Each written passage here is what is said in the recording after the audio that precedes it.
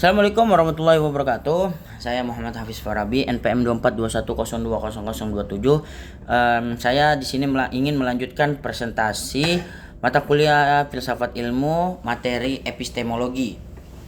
Epistemologi berasal dari bahasa Yunani yaitu episteme dan logos. Episteme biasanya diartikan sebagai pengetahuan dan kebenaran, sedangkan logos diartikan sebagai pikiran kata atau teori.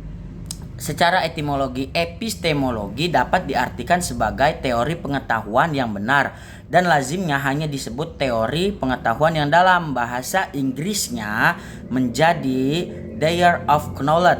Epistemologi berawal dari kebutuhan manusia untuk memahami sumber, batas, dan keabsahan pengetahuan. Epistemologi muncul sebagai bagian dari filsafat sejak zaman Yunani kuno dan terus berkembang hingga saat ini.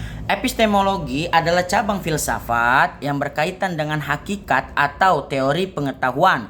Dalam bidang filsafat, epistemologi meliputi pembahasan tentang asal mula, sumber, ruang lingkup, nilai, validitas, dan kebenaran dari pengetahuan. Epistemologi mempelajari tentang hakikat dan pengetahuan, justifikasi, dan rasionalis keyakinan. Dalam Kamus Besar Bahasa Indonesia KBBI, daring didefinisikan sebagai cabang ilmu filsafat tentang dasar dan batas pengetahuan. Jadi dapat disimpulkan bahwa epistemologi merupakan bagian atau cabang filsafat yang mempelajari dan membahas tentang terjadinya pengetahuan, sumber, asal mula pengetahuan, batasan, sifat, metode, dan kebenaran pengetahuan.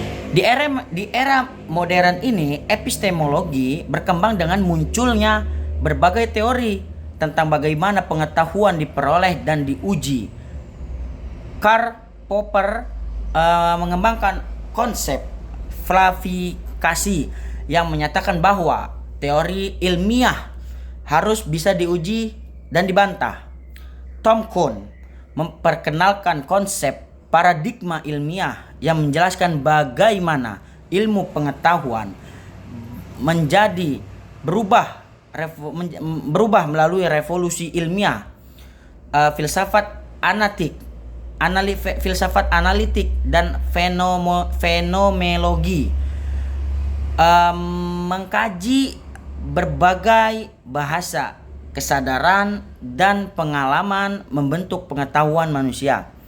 Epistemologi adalah cabang filsafat yang membahas tentang pengetahuan, asal-usulnya, batasannya, dan bagaimana kita bisa mengetahui sesuatu.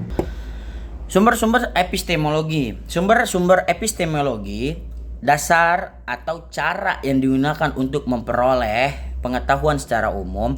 Ada beberapa sumber utama yang dalam epistemologi, yaitu 1. Rasionalisme. Pengetahuan diperoleh melalui akal dan logika tanpa bergantung pada pengalaman. Tokoh utama René Descartes. Yang kedua, empirisme. Pengetahuan berasal dari pengalaman dan observasi indrawi.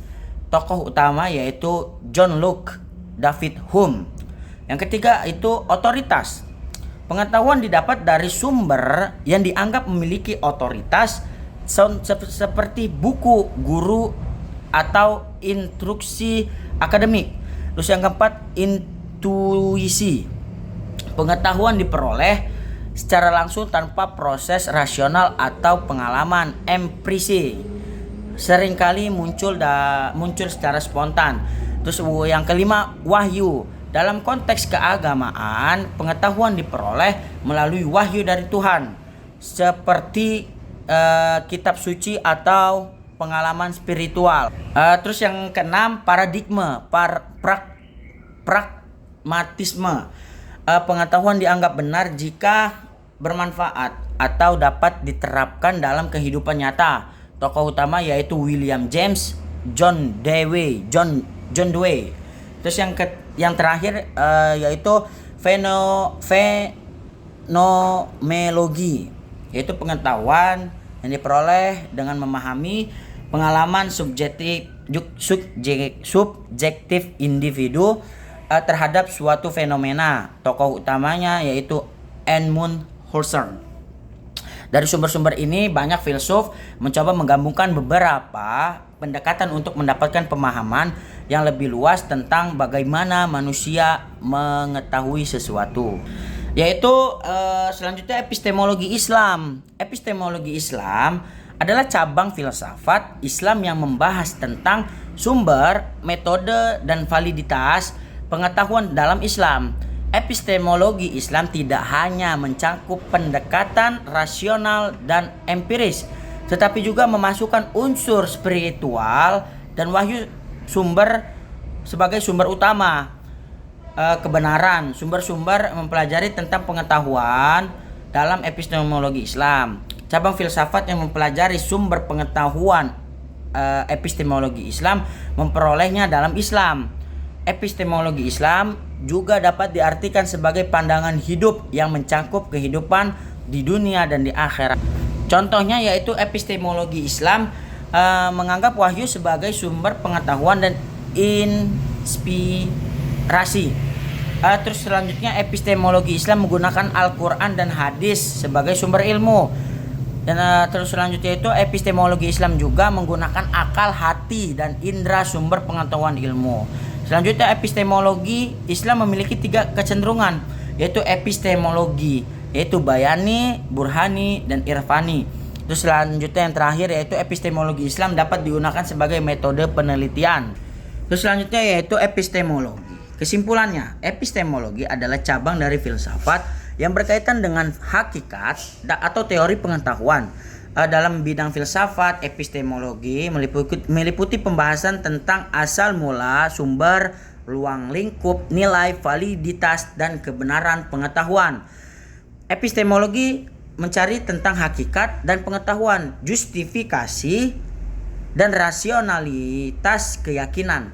Sumber-sumber epistemologi adalah dasar atau cara yang digunakan untuk memperoleh pengetahuan. Secara umum, ada beberapa sumber utama dalam epistemologi, yaitu rasionalisme, empirisme, otoritas, intuisi, wahyu, pragmatisme, fenomenologi. Epistemologi dalam Islam adalah cabang filsafat Islam yang membahas tentang sumber, metode, atau validitas pengetahuan dalam Islam. Epistemologi Islam tidak hanya mencangkup pendekatan rasional dan empiris, tetapi juga memasukkan unsur spiritual dan wahyu sebagai sumber utama kebenaran. Sekian kesimpulan dari saya. Apabila ada salah kata saya mohon maaf. Kepada Allah saya mohon ampun. Assalamualaikum warahmatullahi wabarakatuh.